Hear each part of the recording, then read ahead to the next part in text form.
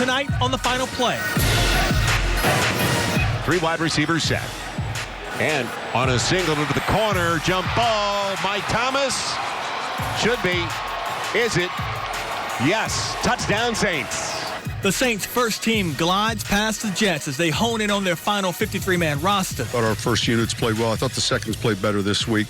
We're making sense of the Saints with Deuce McAllister and getting ready for college football reports from LSU, Tulane, Southeastern, and a visit from Nicholls head coach Tim Rebowe. Plus, off speed, raced, and Wilkes catches it.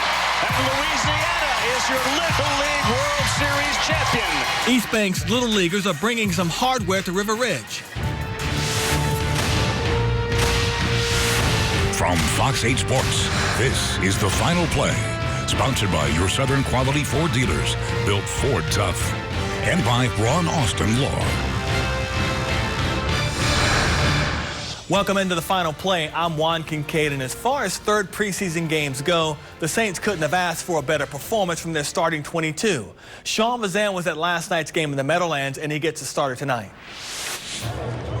The Saints came into Saturday's third preseason game against the Jets wanting efficiency and production out of their starters. Took them all of 8 snaps to get it.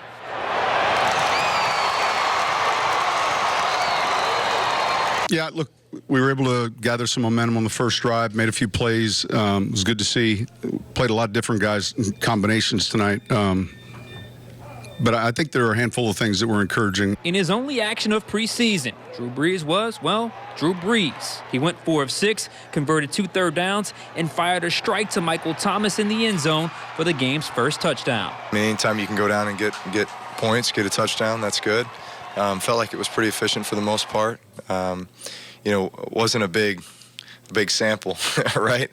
Big sample size. I don't even know how many total plays we ran on that. 8? Yeah. I was hoping to get 15 or 20, but I know there was a plan to pull a few of us out, you know, after a short while and get some other guys work. But, yeah, always good to go down and get points. Like I said, I mean, it's only 8 plays, you know, compared to the, you know, thousands of snaps, you know, we get in practice and everything else together. So, you know, we're constantly striving to get better and just be as efficient as we possibly can together. Defensively, they were equally on point. 3 plays into their first drive, Marshawn Lattimore stripped Ty Montgomery of the ball. The rest of the game was fairly average or downright sloppy. There were 31 penalties in this game. 16 came against the Saints. That was something that, you know, we got to look at. I'm anxious to see the film. But there were other bright spots. One was wide receiver Emmanuel Butler, who shook off a shaky preseason debut to come back with 4 catches. He's doing well. Yeah, I'm pleased with how he's played. Then there's Deontay Harris, who just may have ran his way onto the 53-man roster with his fourth quarter 78-yard punt return for a touchdown. It's good to get the punt return for a touchdown. The sideline felt that way. There's been a handful of them. You know, we've seen it. He's got good vision. Surreal feeling. Just thanking my guys up front for holding up for me, and the coaches for having faith in me after that play that I messed up early in the game, having confidence in me to go out there and make another play. Man, it's an unbelieving feeling. Like I just thank God, thank my teammates, and just thanking the coaches. So have a play like that certainly it helps you in your resume, right? I mean, hey, like it's up to the coaches, man. All I can do is go out there and play, and take it play by play, and try to do what I do best. We are joined now by Saints Hall of Famer, Fox 8 Saints analyst Deuce McAllister. Deuce, start was flawless. They came in, they went right down the field. Drew was 4 of 6. Nice pass to Michael Thomas. 2 great catches by Thomas. A couple of nice runs and catches by Alvin Kamara. Defense forces a turnover. Rest of the game, you can kind of just lock that up and throw it away because the start was exactly what you were hoping for. I thought it was pretty good. Yeah, I thought so too. You know, when you look at how they were able to come out and operate from an offensive standpoint and really defensive as well. I mean, because, you know, Marshawn Lattimore had the strip there of Montgomery, so that was strong for them to be able to get in a situation like that where they can create a turnover. But, you know, offensively, Drew looked really, really nice. I'd probably say Garrett Griffin should have had a touchdown as well. You know, I don't know if he knew that Drew was just throwing to a spot. You know, there was a little hand fighting going on and he couldn't get his head and hands around quick enough. But, I mean, Michael Thomas makes an outstanding outstanding catch, ball placed perfectly, a couple routes before, like you talked about, kind of the snag or pick route to get Alvin the ball. So I thought overall it was really good, on time. So, you're pleased with that part of it. Now, we can go back to some of the ugly stuff. I don't think the refs allowed them to really get into a rhythm, and every time they did, they kind of hurt themselves with penalties. You're right at the 10 or 15-yard line, and then it's a holding call or some type of infraction where it just really backs you up and it bogs you down where you had to kick field goals. Yeah, I really want to go back and watch the game again and see, was this just a flag-happy crew, or were the Saints just playing sloppy? Both teams, really. It was 31 penalties. Yeah. I mean, was it a little bit of both? It just felt like, this game dragged and dragged and dragged with the flags. They called it very, very tight. Some of the things that they probably would have normally let slide in the preseason, probably tell guys, hey, look, that's not going to work. And so whether that was the case or, the Saints just being sloppy, whichever the case it may be, you can't do it. A few players helped themselves, in my opinion, tonight. I thought Devino Zigbo looked good. I thought A.J. Derby looked good, making some tough catches. Emmanuel Butler bounced back. What do you think about Emmanuel Butler? Well, I thought it was good to see him catch the ball with his hands. There was only one time where he allowed the defender to be able to fight over. He didn't catch it clean. But outside of that, I thought he did a really good job of being able, whether it was zone, sit down in zone, slant, catch the slant, or, in man-to-man, he was able to catch the ball. So that was what we had seen in practice. So he definitely helped himself. Zigbo and Dwayne Washington, it was unfortunate Dwayne, he gets hit in the head, probably had to go out of the game. Right. Some concussion related, more than likely. It's preseason, so they don't have to announce it. But, that doesn't help him because he's in a battle for that third position. And so Zigbo probably got a few more snaps. Dwayne Washington had one of the first tackles when you talk about on kickoff at special teams. So I think that battle is still ongoing, but you do like how he ran the ball, being Zigbo as well as Dwayne Washington. And, some other guys, I thought they helped themselves as well. A.J. Derby with a pretty good catch as well. He's in the battle for that third tight end spot. Dan Arnold thought he bounced back, was able to run that vertical route that we've seen them use a couple of times. So, a couple guys helped themselves. I don't think this race is over when you talk about some of those position battles, though. It's going to be hard to keep Deontay Harris off the 53 now, right? Really hard to keep him off, kind of give and take, but there were probably, even before the 78-yarder, there were probably two plays, he's a man away. If he can just get his eyes up and to be able to crease a kickoff early in the game, he was a man away. But if he hadn't gotten it, it's really close. Other side of the coin, man, what's going on with Patrick Robinson? He just does not look like the same player right now. Doesn't look like the same player, when both times, mainly when he's giving up big plays, he's been outside. He has been outside, exactly. But we know what he is now. Yeah, we know what he is. He's a nickel guy, but we've seen them try to play him outside, and I don't know if that's just because of what they were trying to run or what how they want to use him, but he has not looked like the same player whatsoever. So the third preseason game, final dress rehearsal here. They play the Jets. They win the game. But overall, the fourth preseason game is for a handful of roster spots. But as we kind of put a bow on the main part of the preseason, I still think you leave feeling like this is still a contending team, the Saints are. Well, right now, Teddy Bridgewater and Taysom Hill will play the majority of Thursday night's game. The problem is they won't play with a lot of the ones because those guys will be out. So, you don't want anybody to get hurt, on either team. But for those guys, you want them to be crisp. You want them to be able to get in and out the huddle. You don't want a lot of penalties. You want that game to go fast so you can evaluate the roster on a true basis like it deserves. All right, we will leave it at that. Deuce, thank you. No problem. Thank you.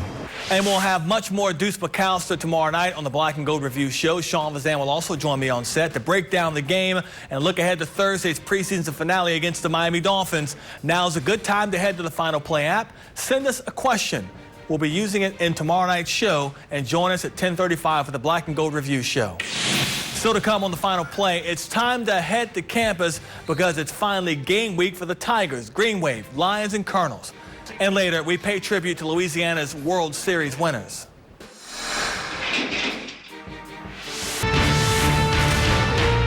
You're watching the FinalPlay.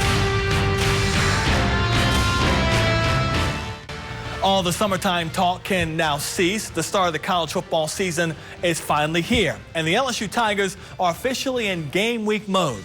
Georgia Southern's the first opponent on the schedule, and all eyes will be on the new and supposedly improved offense that promises to air it out. Chris Hagan has more on the targets that quarterback Joe Burrow will be throwing to this season. The worst part about the college football preseason is being limited to only seeing small portions of practice.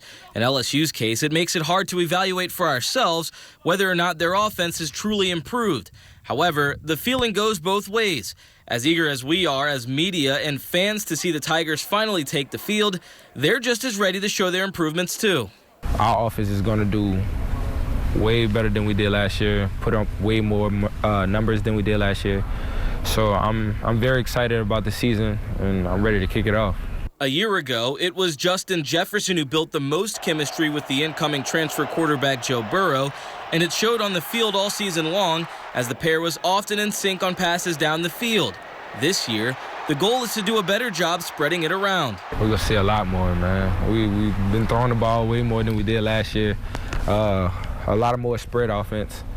And, I mean, we're going to have more touches all around the field, you know, with Jamar, Terrace, and me. So it's not just going to be me catching the ball. But that's not something that will just happen overnight. Behind the construction of the new scheme are offensive coordinator Steve Ensminger and passing game coordinator Joe Brady, who both continue to receive a lot of preseason praise. Coach Joe's brought a lot of really good things, and Coach E has really brought a lot of really good things as well. You know, we're still kind of evolving as well, trying to, you know, we're putting the finishing touches on who we are, and it'll kind of be finalized before next week. While the offense is certainly being advertised with a pass-first philosophy, that doesn't mean the Tigers have abandoned the run. Far from it, in fact. With the versatility they have in the backfield, some of those halfbacks are the most dangerous players on the field. But Clyde's one of the most shifty guys in the nation. You know, they put Clyde outside, get him in the boundary, let him run shake routes, all that. So definitely using the backs in the passing game. And it's hard because the backs got to line up on the linebacker, and you know, that's always a tough matchup for the backers. So you know, that's a good matchup that they're working on. They're getting a lot better, and in this offense, they're going to have to catch the ball. And they're getting really smooth, getting really good at understanding the routes that they're running. Not to mention, there's certainly no shortage of running backs capable of providing a change of pace. From seniors like Leonard Fournette to true freshmen like John Emery or Tyrion Davis-Price, they could all have an impact in 2019. Reporting on the Tigers, I'm Chris Hagan for the Final Play. For more LSU talk, check out episode 54 of the Fox 8 Overtime podcast. And it's draft week for fantasy football leagues as well. Chris Hagan has a draft guide on episode 55. And much more on the Saints' win against the Jets can be found on episode 57. Plenty to choose from. You can find our podcast on fox8live.com, the Final Play app, Tiger Huddle apps, and wherever you listen to your podcasts. And the push to get back to a bowl game will also begin this week as Tulane open their season Thursday night at home against Florida International. Not only do the Wave expect to be bowling at season's end, but their expectations in the conference are sky high. Willie Fritz's team has its sights set on being the Americans' outright champion. Thursday night's game against FIU, the Panthers in town for a 7 o'clock kickoff. Also Thursday night, the college football season will begin up in Hammond for Southeastern. The Lions will welcome Jacksonville State to Strawberry Stadium, and head coach Frank Selfo is looking for a little bounce back in his second season at the helm. The last time we saw the Lions on the field, they were being pushed around by Nicholls in a 44-0 loss for the River Bell Trophy. This year, Southeastern's picked to finish 8th in the Southland Conference. And speaking of the Nicholls Colonels, we'll get an update on their chase for the Southland title with head coach Tim Rebowe. That's next. Also ahead, a look back at the East Bankers that made Louisiana proud today.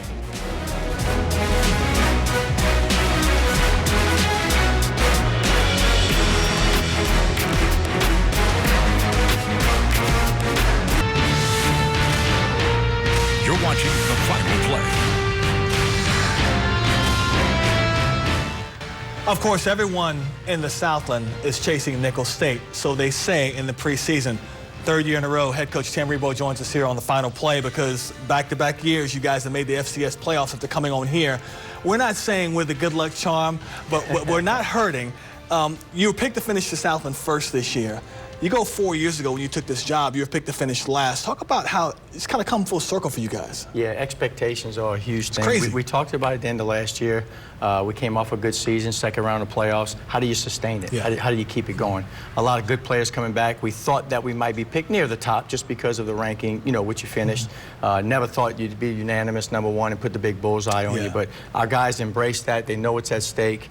They know that's not going to help us win any football games, but they feel good where we are. Defending Southland champs, ranked in the top 25 all of last year, starting the year at number 14, ranked number 12 now. I know when you came here, the idea was to get players to buy in that having success is okay, to do it normally. It seems like your mission accomplished. Yeah, and now the players are recruiting for us. The Chase 4Ks, the Sully last year's, having Dontrell Taylor, Alan Pittman. Those guys say, hey, this is a good place. You can where you get treated right, you can win games, and you can do it. Those first couple of years, those guys came in blind. We really didn't have, you know, we talked about a promise, but they came in and executed the plan, and here we are today. What have you learned about your football team as you go through scrimmages now? I like our football team. I think we've come a lot closer together. I was worried about my offensive line. We lost a lot of starters from last year, 4 starters. We've come together in the spring and this summer, picked up a couple transfers. This is a close-knit group. We're very, very talented. I was going to say, finding depth, especially on the offensive line, is key. And that's one thing that, from reading stuff down at Nicholls State, what you guys have been looking for in these scrimmages. Yeah, we got great running backs. You know, we got Kendall Bussey, Dontrell Taylor, we got Julian Gums, we got Dejon Dixon, big-time receivers with Chase 4K at quarterback. We needed some guys to protect him and open up some holes for him. I think we found that this year. Chase 4K has been fantastic. Kid out of Rummel High School. He's been great ever since he stepped foot on campus there. It seems like there's been a difference about him as he's grown into the position and become more and more experienced in that offense. What has it been in your eyes? Maturity. I mean, you just can't put a price tag on that. We talk about every time you have a quarterback coming back with some experience, you have a chance to be successful. Chase has taken it to another level. The leadership that he has done, it's well documented, the family that he comes from and how but he has taken these guys, he leads by example. That locker room, he's been fantastic. Yeah. We talked before we went on here about, for some reason, players that obviously leave the state of Louisiana, they come back here. We're not getting an opportunity at a Division I school, major school. They find Nicholls State, and it ends up being the perfect spot for them. Why has your program become the perfect spot for players that are good enough to play anywhere, but they decide they want to come back here and go to your place right away? I think it's about relationships, too. Our coaches have had some great relationships with the high school coaches. And a couple years ago, we were recruiting some of these guys, and you just form that bond and that relationship. And when they go away, they never forget that and want to come back. And with the little success that we have, they know we can come and win now. From what you've seen in Chase, is he a kid that you'd be surprised if he doesn't end up in an NFL camp somewhere? Absolutely. I mean, he has all the intangible, all the things. You know, he goes to the Manning Passing Academy on our campus every year, and he belongs. Not just fits in, he belongs with those guys. Your offense as a whole, and I don't want to just focus on the offense, but that's a unit that's put up points in bunches over the last couple of years. They've gotten better as they've gotten older together. What's been the secret to your success on offense, I think Rob Christoffel does an outstanding job. He's our offensive coordinator. But I made this point when I went to media day that we had for the conference is having your offensive coordinator and defensive coordinator back for the 5th year in a row. The continuity, the same terminology, you can't put a price tag on that. You're right about that. Continuity is key. Last time you played in the state of Kansas, I believe you won in the state of Kansas. I mean, you go there and you beat a team like Kansas in overtime, but you win that game anyway. Do you bring that up at all to your players right now? I really don't. Is it relevant? No, it really not. But our guys, I think when you look at the body work over the last couple of years and what they did when we went to Georgia and we went to A&M and went to South Alabama and to Kansas, I think that's what those guys build on. But they know, hey, this is a different season, a different team. They have a new coaching staff and, you know, look, big-time Division I program. How much do you credit those games, the Georgias, the Kansas winning on the road there, as a big reason why your program has been elevated as much as it has, now expected to win the South one? Well, a lot, because I think it shows our guys that they can play. You know, it was in the trenches we can play. And I'll reflect back a little bit to last year's playoff game at Eastern Washington, who, you know, played for the national championship. And, you know, we had a dominant first half against them.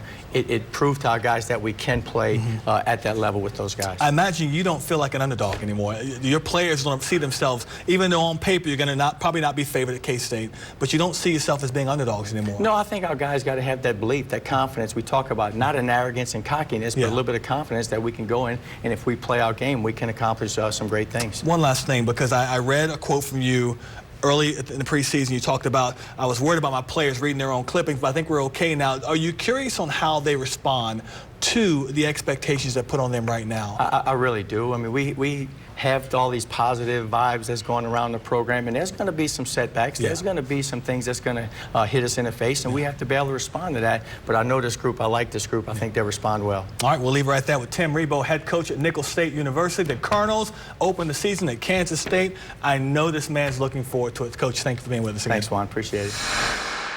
The Colonels will have to wait until Saturday night to begin their season at Kansas State. Same goes for LSU. They will host Georgia Southern Saturday night as well. But the season actually gets underway Thursday night for both Tulane and Southeastern. Both teams kicking off their season at home. Up next, they are the champions of Little League Baseball.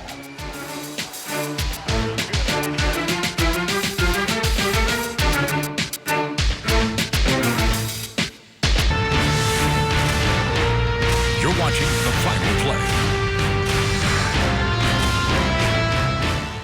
Our play of the week comes from the build-up to the start of the prep football season, and we went uptown to find it on Newman's campus and leave it to a Manning to show us what he's made of. Arch Manning had a bunch of deep throws to Jarmon Sutherland, so we decided that this one was worth our play of the week. With Manning under center, the Greenies appear to be in good hands this season. The start of the prep season is still a week away, and we want you to mark your calendars for the first Friday in September. That's when Fox 8 Football Friday will kick off its 6th season. Join Chris Hagan, Sean Vazan, and Garland Gillen on September 6th at 10:35 right here on Fox 8. Now to the Little League World Series. East Bank taking on Curacao and making winning the title look oh so easy. Top of the first, Marshall Luke with the ground rule double that knocks in a run. Top of the third, still 1-0, and there's Luke again with this deep blast off the wall in left field. A run scores. He gets caught on the rundown, but the damage is already done. East Bank up 2-0. Curacao with the bases loaded in the bottom half of the frame. Pitch gets away, but Ryder Blanchard recovers to throw out the runner at third base. Nice play there. Top of the fifth, Reese Roussel collects his 16th hit of the Little League World Series. This one drives in a run, 3-0 East Bank. Skip ahead to the 5th inning. It's 6-0 East Bank. Egan Prather registers his 5th strikeout of the game. And here's the final out. Prather gets the line drive out there. East Bank win the Little League World Series 8-0. First ever Louisiana team to win this title. Congratulations. And that's our show for tonight. For all of us here at Fox 8, I'm Juan Kincaid. We hope you'll join us again next Sunday night for the Final Play. From Fox 8 Sports, this has been The Final Play, sponsored by your Southern Quality Ford dealers, built Ford tough, and by Ron Austin Law.